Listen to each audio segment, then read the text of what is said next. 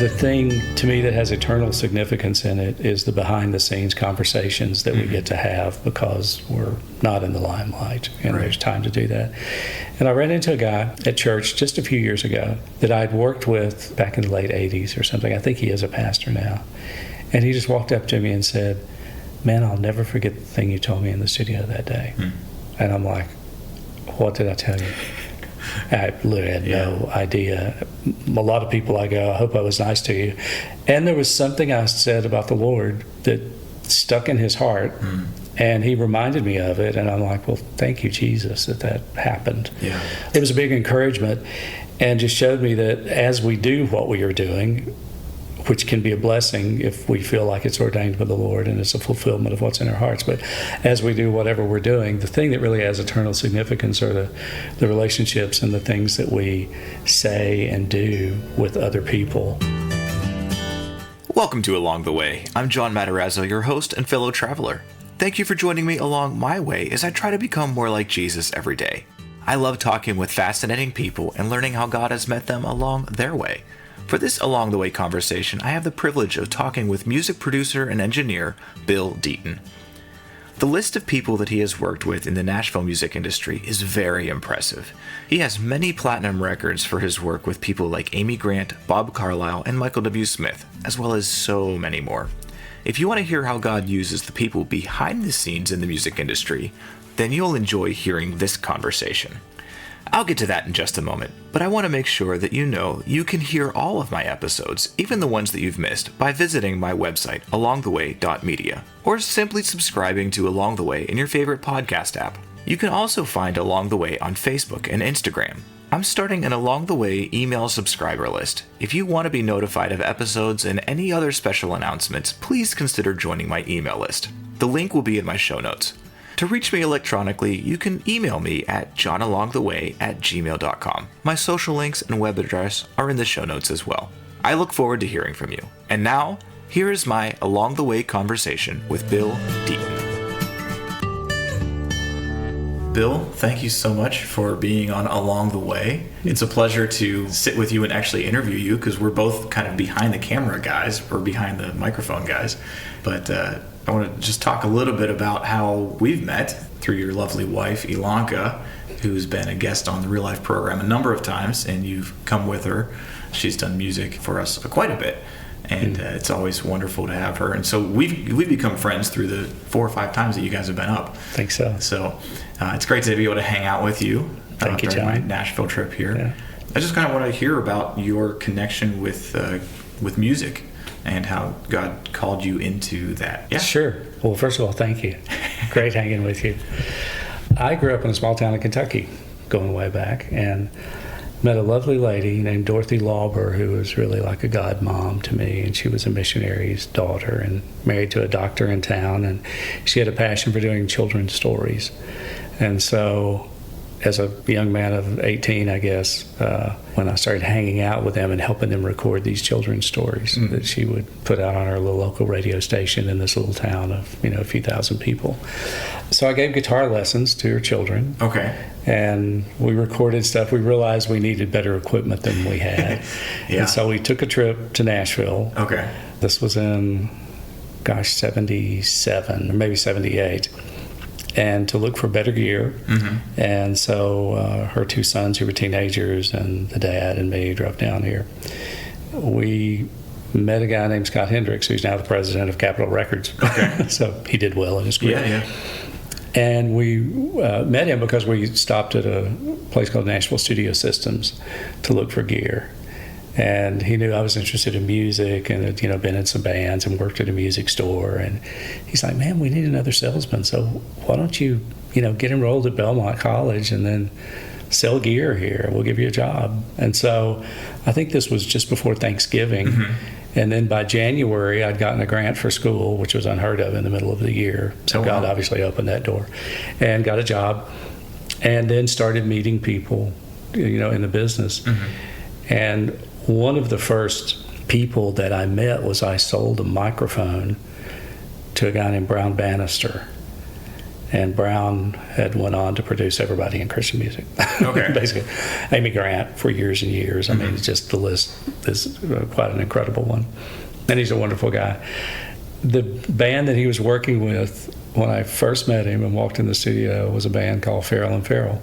And you just met Bob Farrell at lunch. Yeah. So they were young, and, I think Jane was pregnant with one of their children at that point. But I think that had to be 1980, I guess, 79 to 80. And I remember asking Brown if I could maybe just hang out sometime and watch. Because the desire to record and music had always been in me. I was always into, band and things like that. But being in that small town, to backstep just a little bit, one of my desires when I came to the Lord, which I was around 18 when that happened, was to be able to bring music into a small community that didn't really get great music. Because I just discovered at that time who Andre Crouch was and who Phil Keaggy was, those records, and I wanted to expose the community to that. And being a small town, we really had nothing to speak of. So I went back to that because that's exactly what God had prepared me to do, for the future. It was just a long journey. So back to that, where I left off on the present story, was I met Brown, sold him a microphone. I did get to hang out, started learning recording just by doing hands-on experimenting, even though I did take a class at Belmont for it. And down through the years, then as I got more proficient at that and, bypassing the years of living on, peanut butter and light bread,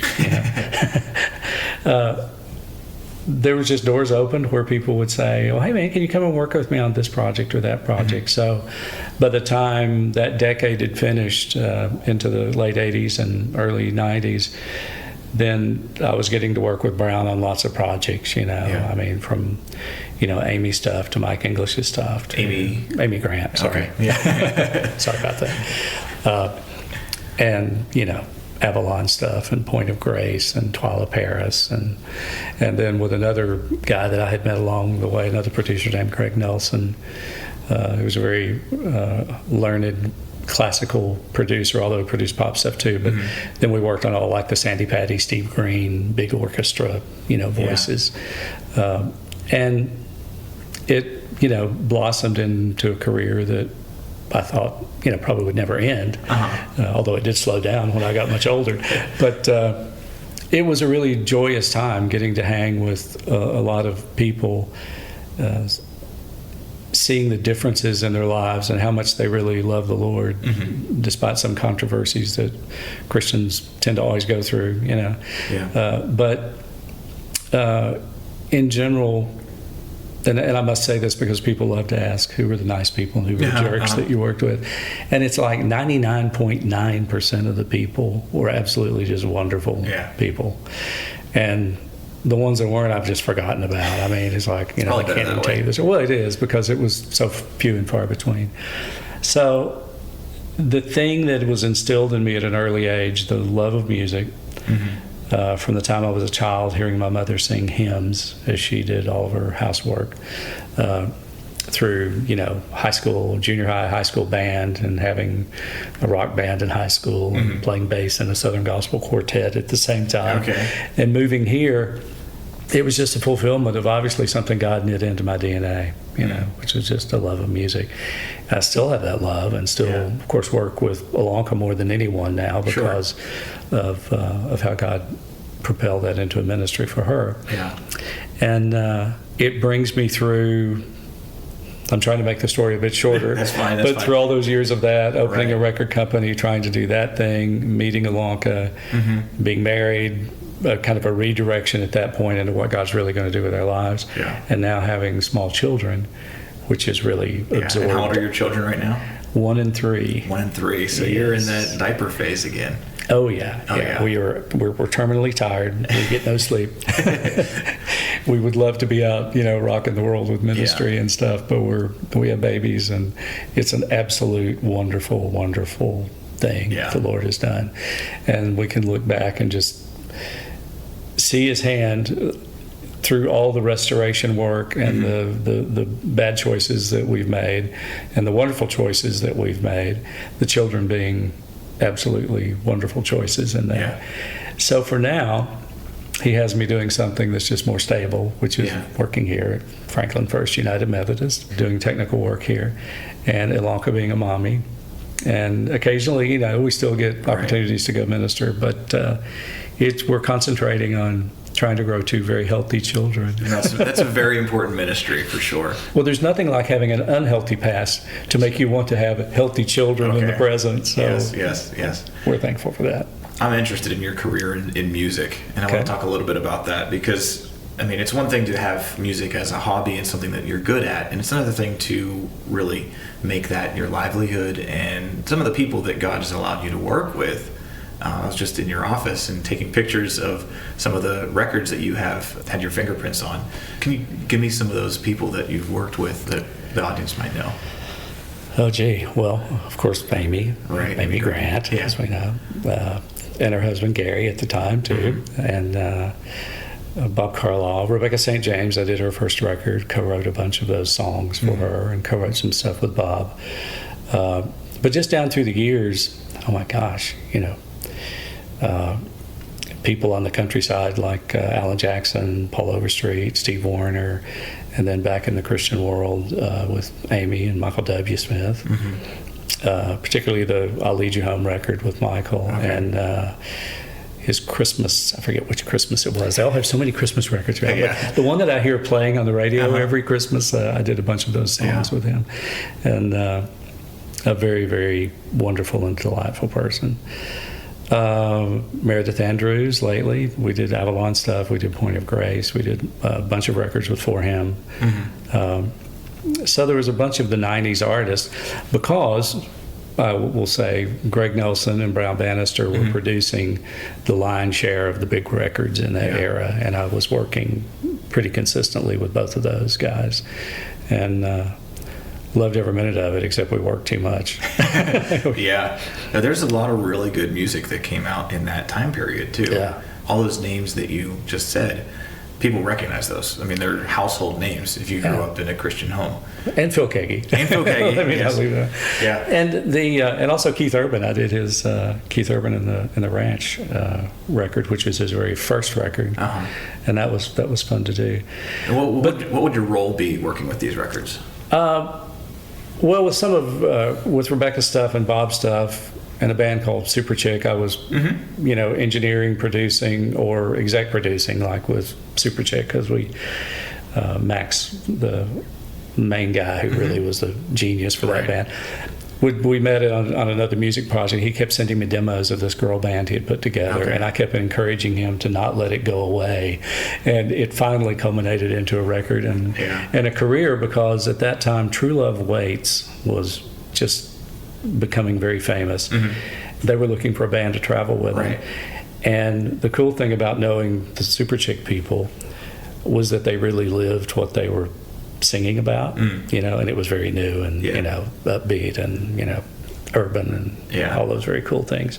So I remember calling the guy with True Love Waits and just saying, look, if you're looking for a band and you don't want, mess ups on the road and stuff, this is the band you're looking for. And they got the gig. So they traveled with them and, started their fame and fortune with that. Super Chick actually did a concert at my church in Pittsburgh. Cool. So we have good memories of that. Well, that's great.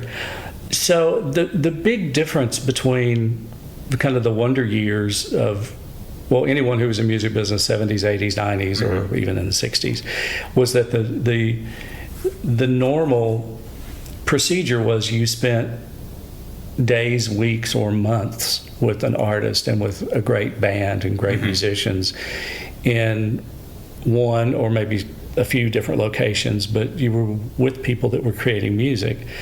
And that method, began changing as computer technology increased. And now the people that I know that are working on records and the records I work on myself are generally done in other people's houses, one at a time. Someone will program some loops, for instance. Somebody will do a keyboard thing. Somebody will do a guitar.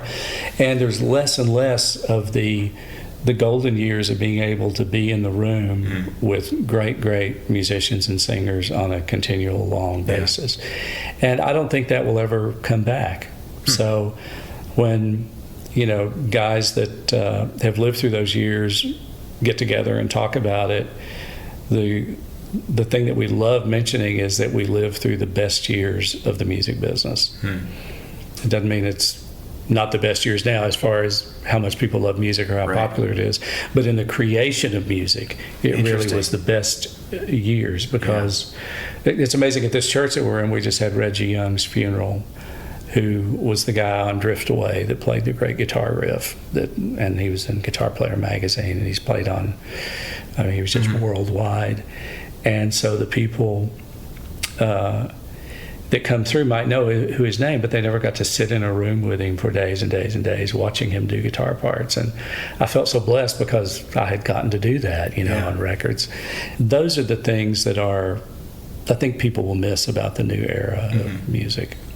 I've seen like movies of people, in a studio, and it kind of, it's romanticized, or that's where the fight's going to happen. And one of my favorite movies is That Thing You Do, and when they finally make it into that studio, that's where everything falls apart. So that's kind of where I think about studios. And so to hear you talk about the romance of the studio and being together with other musicians, there's like a magical thing there. It's where now it's being relegated to people's homes and bedrooms or wherever they can record. And I'm sure for ease of business, that's makes a lot of sense for them, but you miss that heart behind it. Yeah, and let me say that it plays well in movies and in the press to talk about the fights that break out, absolutely. and there obviously have been, but I've witnessed very, very few fights. Most of the people, especially in a tighter knit community such as Nashville, first of all, everybody knows everybody. Right. You're pretty nice to people because you know that if you're not, you probably won't work. So you do develop a good personality just from staying in the business, and the people respect the musicians respect each other so much because these guys are like really, really good. Right. After 35 years of watching this, I'm absolutely amazed, like sometimes to tears, in the abilities that these guys have. There's a dear friend of mine, Blair Masters, who's a keyboard player, and I was asking him one day about him practicing, and he's like, I've never practiced. I'm not even sure he took lessons, although he may have, and this guy is absolutely world class. But there are so many people like that that are just like the best of the best, and they can play anything, and they can do anything, and they can interpret any style you want. And they're all buddies and friends, and so there's way more laughter and fun going on in between the songs than there is arguing and yelling. I think most of that stuff takes place at the record company. Yeah. Well, speaking of some of those guys, literally before we sat down to have this interview, we went out to lunch, and we went out to a place the next town over, and you look over my shoulder and you're like, in that back room, I recognize some of those guys. Well, there's a bunch of these older CCM guys that have been in the industry forever. They're just getting together and hanging out and having a good time. It's great. And so they didn't have those fights when they're still working together, and it's pretty cool. And as people were leaving, they were saying hi to you. That was pretty cool. It's a good bunch. Brian Mason put that group together, and he used to do the CCM countdown, and it was the stuff we all grew up on. It really was great stuff. My jaw just about dropped whenever Phil Keaggy walked by. I'm like, oh my goodness. Hey, Phil, do us a Beatles song. Oh, he would love that. And he would. Yeah. So, from what we've just been talking about, none of this would have happened if you hadn't been starting recording that little church group. You went to get some better equipment, and then you got offered a job, and then you sold a microphone to somebody that then got to use that to open up some big doors. Bill, how did you first know that this is what God was actually calling you to do? It seems like you were just putting one foot in front of the other, but I guess maybe the better thing is, what did God speak to you about this? First of all, it was in the love for music and just kind of techie things was in my heart. And I got to travel with a friend when I was in high school up actually to Bill Gaither's studio up in Indiana, and he was recording. he played keyboards and he ran a church camp, a guy named Bruce Martin, who has since passed away, but was a big influence on me musically because he was a great jazz pianist. But he was up there doing sessions, and I walked in the studio for the first time and was like, this is what I want to do the rest of my life. I mean, so it wasn't that I was really answering a calling, but I realized that it was just part of me. I mean, when God said, I knit you together, in your mother's womb, and I knew you before you were created, there's obviously things he knew about us, and I'm sure he knew that I would love music. Now, I was going to be a behind the glass person. I didn't really have it in me to be a star, because when I get in front of people and play, I sweat and I get nervous and I get tense and I don't want to be in the spotlight, But I love to be in the idea formation of things and the brainstorming of things. More of the creation side of it rather than the performance of it. Yeah. And that's what he blessed me to be able to do. And looking back to all those steps, one thing led to another. And sometimes, things that I would pray would happen may not happen, but something just as wonderful that was a byproduct of whatever I'd just done before there seemed to be a connectivity through it. And it was definitely the Lord. And I will say, other than just the joy of getting to do that, the thing to me that has eternal significance in it is the behind-the-scenes conversations that we get to have because we're not in the limelight, and there's time to do that. And I ran into a guy at church just a few years ago that I'd worked with, I don't remember, back in the late 80s or something. I think he is a pastor now. And he just walked up to me and said, man, I'll never forget the thing you told me in the studio that day. And I'm like, what did I tell you? I literally had no idea. A lot of people I go, I hope I was nice to you. And there was something I said about the Lord that stuck in his heart, and he reminded me of it, and I'm like, well, thank you, Jesus, that happened. And so it was a big encouragement and just showed me that as we do what we are doing, which can be a blessing if we feel like it's ordained by the Lord and it's a fulfillment of what's in our hearts. But as we do whatever we're doing, the thing that really has eternal significance are the relationships and the things that we say and do with other people. And, it's not always a bed of roses, not always perfect, but still looking back, there's been a couple of those instances that have just been dear to my heart to hear, Yeah.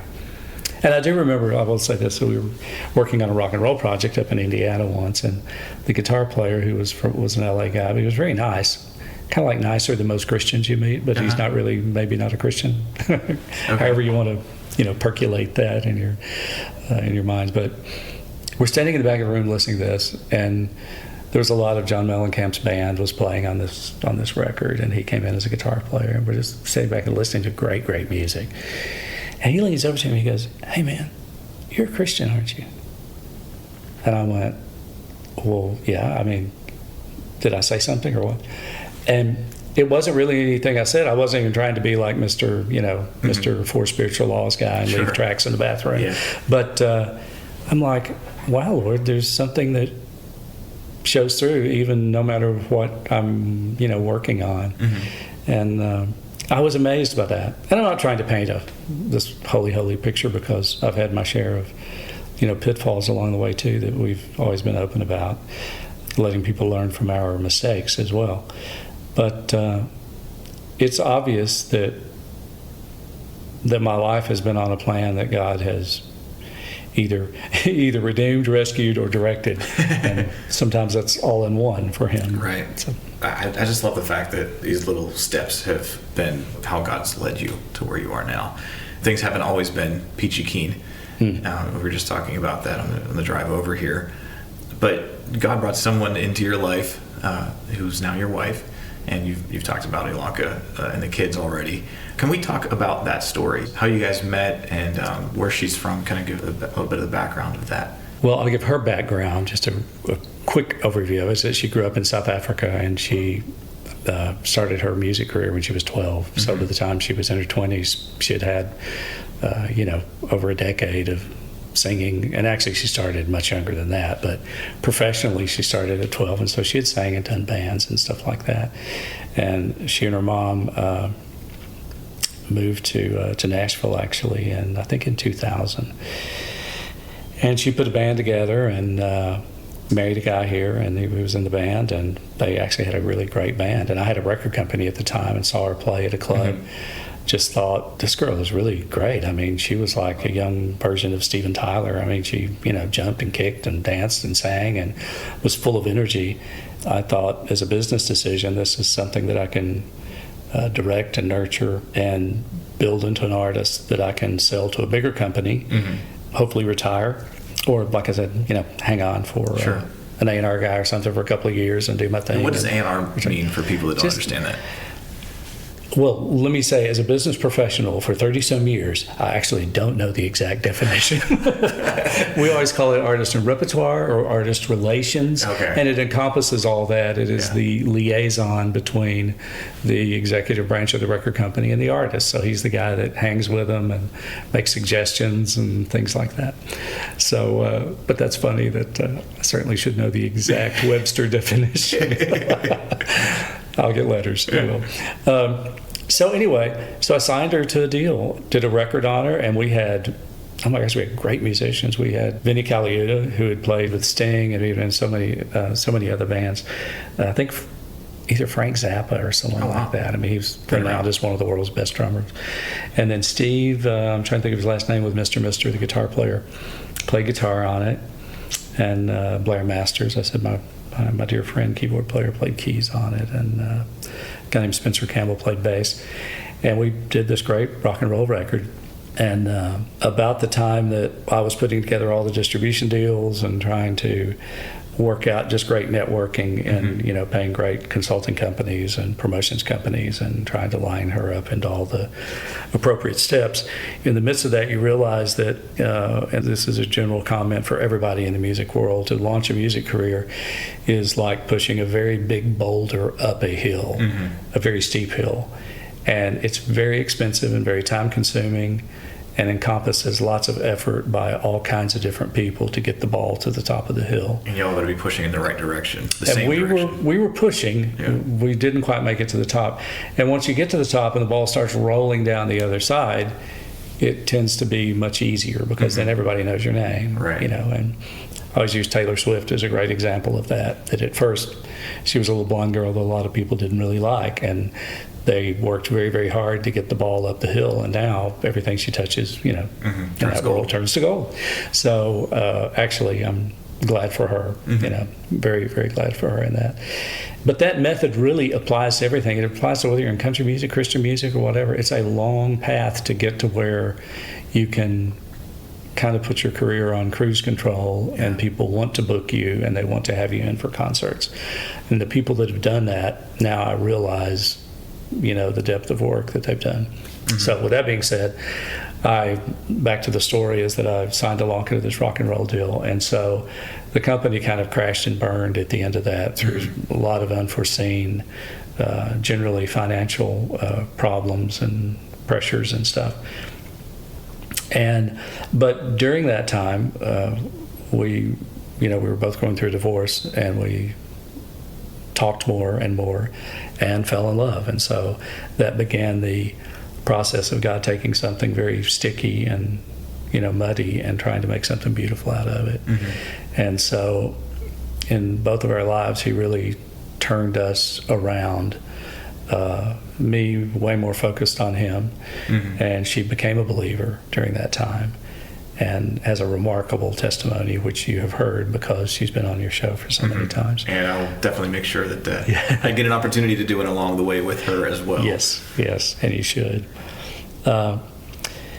So the last decade, what's going on, 12 years now since 2007, the Lord has given us amazing opportunities. One, to spend a few years of just resting in Him and learning and getting life and our spiritual lives in order. And then a lot of ministry across the United States because of her story that involves trafficking. Yeah. And when you say trafficking, some people don't understand what that means. Could you just explain that a little bit?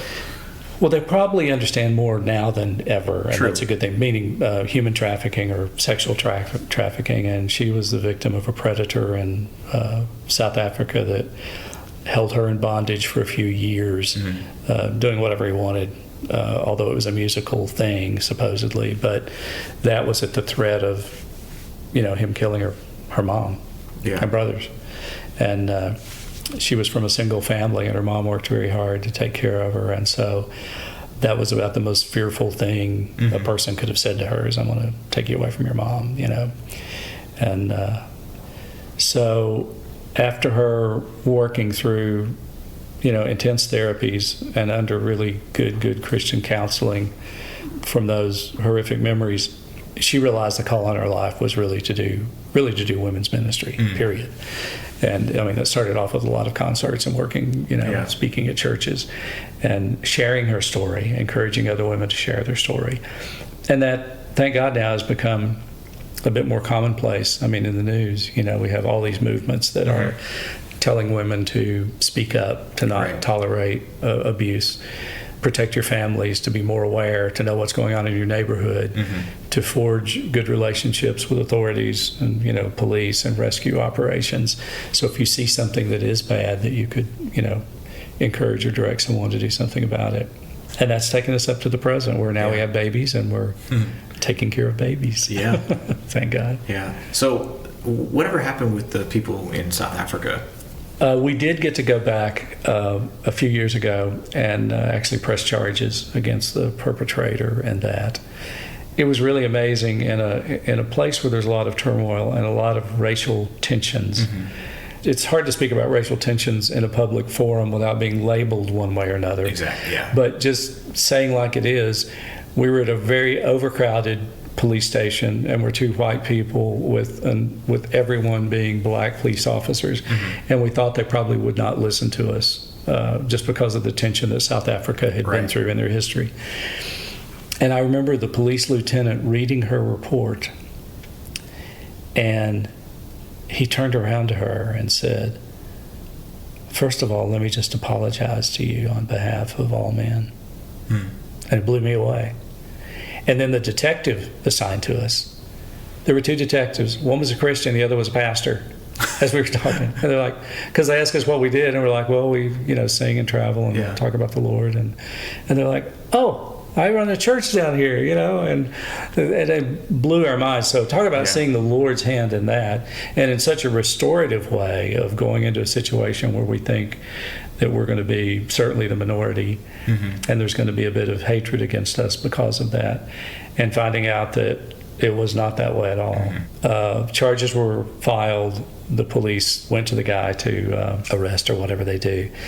And we kind of had to leave it at that, because if you really want to conduct a legal matter between two continents, you got to have a team of lawyers here, you got to have a team of lawyers there, and it's an astronomical financial burden to bear unless you're just rich. You're not going to be able to do it. And but what happened was a very big light very quickly got shined on that situation, and hopefully it changed any other vulnerable young star from going through the same thing. Yeah. I know whenever I lived in South Africa during my radio school, that's when I first found out about what trafficking was. The Youth of the Mission Center there that I heard in my radio school, one of the ministries that they really focused on was awareness about human trafficking and doing whatever they can to educate people with that as well, especially in some of the townships. And while I was there, we actually worked together to help raise funds so that they could create these videos that were going to be played on the big screens on the stadiums outside during the World Cup, which is going to be in 2010.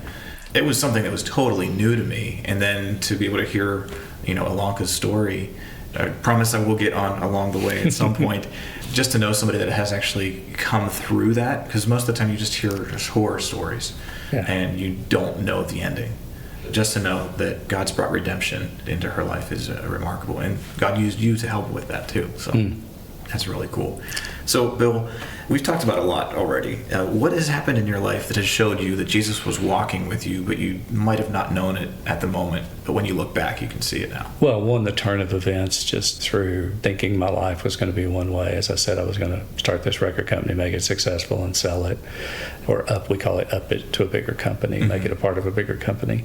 And really going through personal disaster, financial disaster, political disaster, a couple of years before that, and thinking that, are we in Forrest Gump's world just a feather, just out there on the wind? And then looking back and seeing what God put together out of all those pieces and focused it in a way that we can really say our life's work kind of through music has been making the world, one, just aware of Jesus, with our personal lives, and two, aware of using our personal testimonies to encourage people along the way. And that could be anti-human trafficking, although there's many, many things and events that we've done that have nothing to do with that. Right. It's just been sharing, Jesus with people, and getting to travel to so many different churches across the United States, and finding out that whether you're, Baptist, Lutheran, Pentecostal, Assembly of God, Presbyterian, Methodist, that we would always run into a core group of people that loved Jesus, and they were sold out to Jesus. And if you took that little group of people from all those different churches and put them in one church, they would seem like, let's say, one denomination. Which I think is what is supposed to happen anyway. They were all they were lovers of God and lovers of Jesus, and all the idiosyncrasies that exist between those particular denominations kind of pale in comparison to just that we're out there following the Lord. It made me appreciate each of those churches in their own way. That was the big thing, just knowing that He was in control. And then seeing our lovely children now is just, that goes to a depth that I haven't got to experience in that depth before. It's really amazing. If you had a time machine and we could go back to a point in your timeline and you could give yourself some advice, what's happening in that timeline and what's going on in your life at that point, and what would you say to yourself? Oh my gosh. I think, first of all, I would be like, here's a bunch of mistakes you're going to make. Please don't make them. Would be the big thing. I think not being afraid of failure and reaching out and doing what's really in your heart and doing it as soon as possible. I say all that knowing that it's going to take years for God's work to really permeate all that and do something creative with it. But those would be the biggies. Certainly in music, I was always afraid to say no to anything because I was afraid I wouldn't work again if I ever said no. Looking back during the years that I worked too much, I would have said no more often and not been afraid that it would lead to unemployment. Would I probably listen to myself? Probably not. I would hope that I would, but I'm not comparing myself to King David, but I look at his life, and I've certainly read through that a whole bunch. And I'm sure he'd feel the same way if he went back. He'd be like, okay, you're a man after God's own heart. Don't do all these screw-ups as you're going to go along the way. But people seem to be trial and error people, both with their spiritual life and both with life in general. And so, we wind up and we run into a wall and we go, oh, we're not supposed to go this way. So we back up until we run into the other wall. And I suppose if we were living in better communion with God, then we wouldn't have to run into quite as many walls. I might point that out to myself and hope that I would, believe that. Do you have any tips on overcoming the fear of failure? Because you just said that was a big thing that you would not want to be afraid of. The only tip I would know is that just know that tried and true saying of God's got your back. But the thing that will help this is trying not to be bound by all the things that the world says that we are to be bound to. And with those things, I would say things like, debt and climbing the corporate ladder. And we get so busy because everybody has to, buy a new car or buy a bigger house. And if you've got all that stuff, buy something even bigger and more. And I look around and find that people in general are really burdened down with the cares of this life. And I think that's what that scripture refers to when Jesus said not to do that. And so if you don't do that, it's going to give you a lot more freedom to concentrate on a great idea. And I think if you have a great, healthy idea, chances are it comes from the Lord, because I don't think the enemy wants you to have any good, positive, fun, or even lucrative ideas. He wants to destroy your life. So try to eliminate so many of those negatives that might hold you back, and develop in the Lord this go for it attitude. Yeah. Just like you're doing now. Yeah. That's great. What is it that God's teaching you right now? I know you said that you're in a season of you're a new parent again, and you've gone through that previously, but you now have a 1-year-old and a 3-year-old, so you're kind of going through that again. What is God teaching you through that, and also what is God just teaching you in general? Well, I think through that He's teaching me patience, which you never want to pray for, but when you're going through it, you just pray you get through it as quickly as possible. But it's just learning that He has you at a certain place because there's something you need to be doing.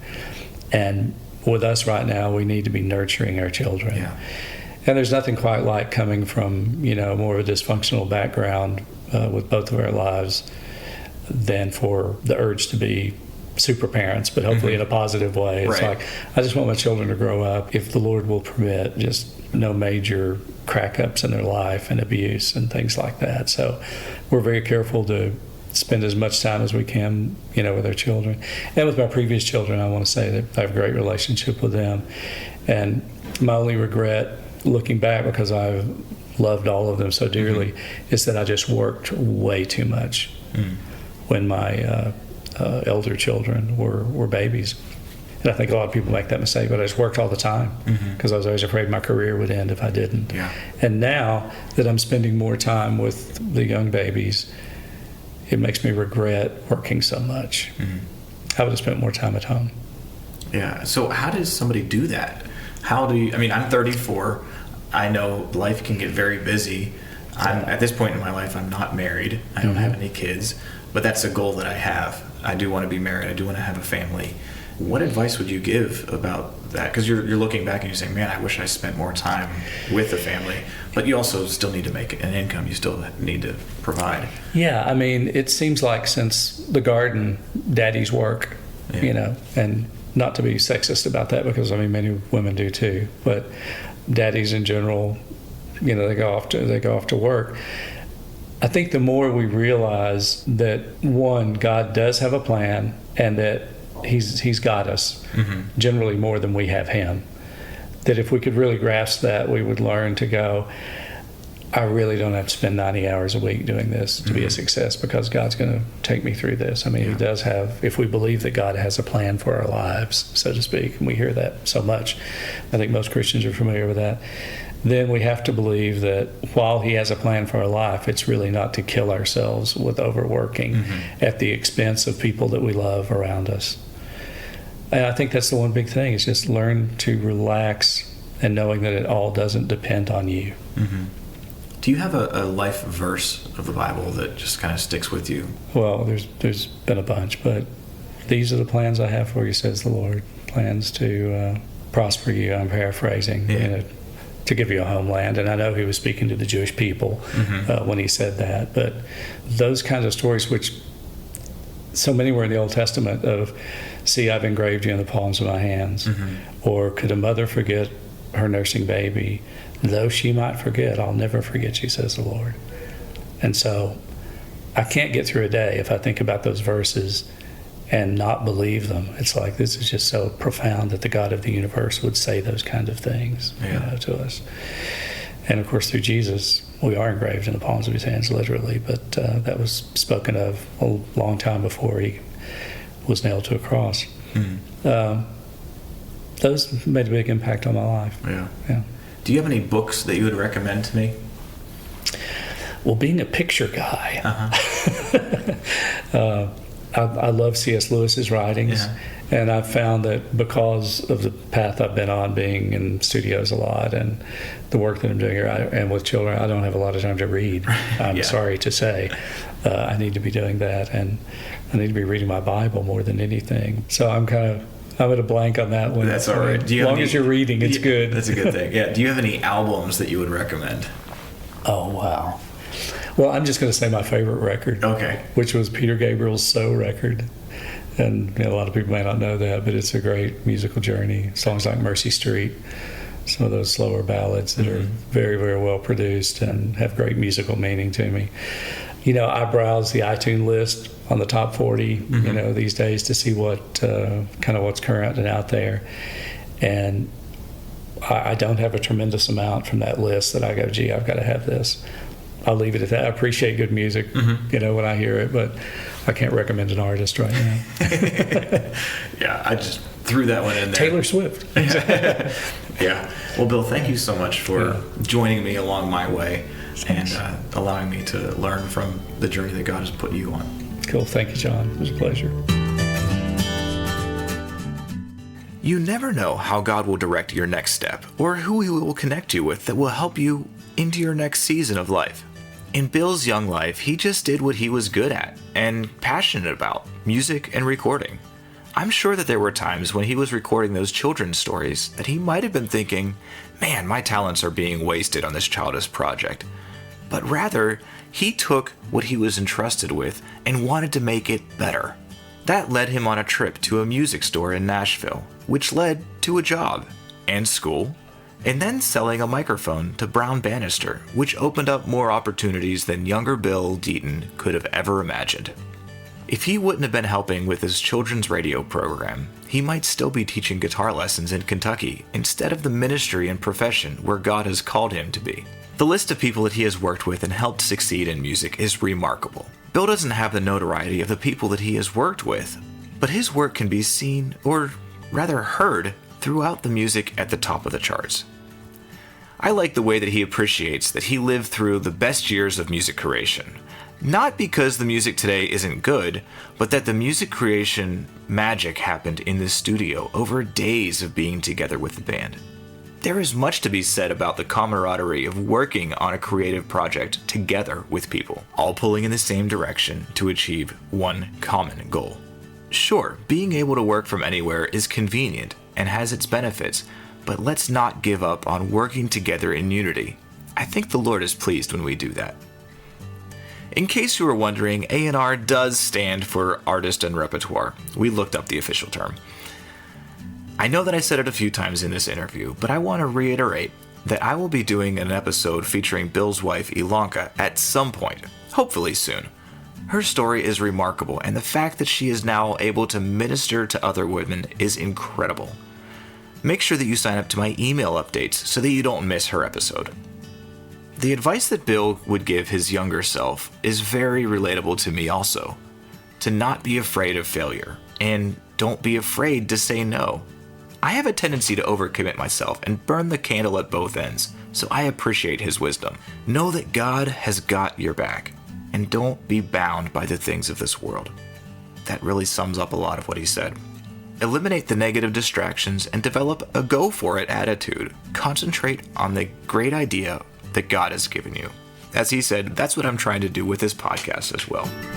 Bill worked way too much in his younger years and missed out on some things with his older kids. I pray that I will be able to find the right balance in my life, and I pray that for you too. Know that God does have a plan. He has got us more than we have him. God's plan is not to kill us by overworking us. That is refreshing to hear someone say. It all doesn't depend on you. We need to trust in God. That's just great advice every day, no matter what season of life you're in. Those are some of the biggest takeaways from my conversation, and I appreciate Bill's friendship. If you ever find yourself in the Franklin, Tennessee area when Bill is hosting his monthly Writers' Night outreach, you must check it out. It seems like a lot of fun. He hosts it once a month at the Franklin First United Methodist Church. But make sure to check their website for details. It looks like it would be a great time. I would love to be there someday for one of those. Thank you for listening to Along the Way. If you've enjoyed joining me along my way, please share this episode with a friend who you think will be encouraged by this podcast. Also, please rate and review Along the Way on iTunes and give me a 5-star rating. It helps more people discover Along the Way. You can subscribe to this podcast on iTunes or wherever you listen to podcasts. And make sure to follow us on Facebook, Instagram, and at my website, alongtheway.media. You can always email me at johnalongtheway@gmail.com.